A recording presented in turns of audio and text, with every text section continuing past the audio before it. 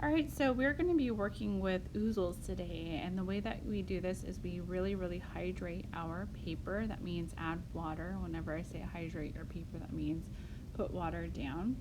And what you're going to be doing is, after you put water down, you're going to be adding color to that. So with my watercolor pen, I'm just adding water down, and then now I'm adding color. Okay, now with this you can also add color down, watercolor down with water. So that's hydrating with color.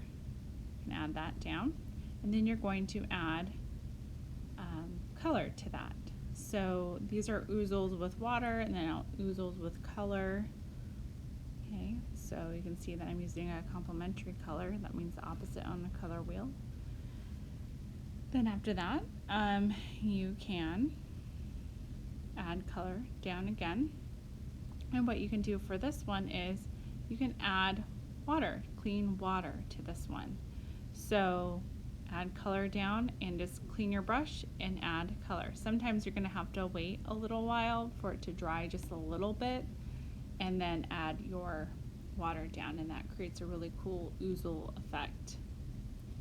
So after you're done with that, I would just want you to play around with the paper. You can drag some of the color, you can bleed some of the color, just have fun with it, and play around with some of the effects that you have. So experiment, tell me what you find, figure out what you can do with watercolor. Try not to use so much color in the beginning. Use a lot of hydration, a lot of water to pull that color around on your paper, and experiment. Have a good time. Okay, I just want you to make sure you do at least the 3 types of oozles for today, and then cover the page with whatever you want to do for the rest of the time. Okay, and you can layer as well. Here I am adding more color on here, and then I'm trying to later on create the effect of clouds, so you can see what I do with that. So have a good time, experiment, watch the rest of this video so you can see what I've done, and yeah, have a good time. Thanks.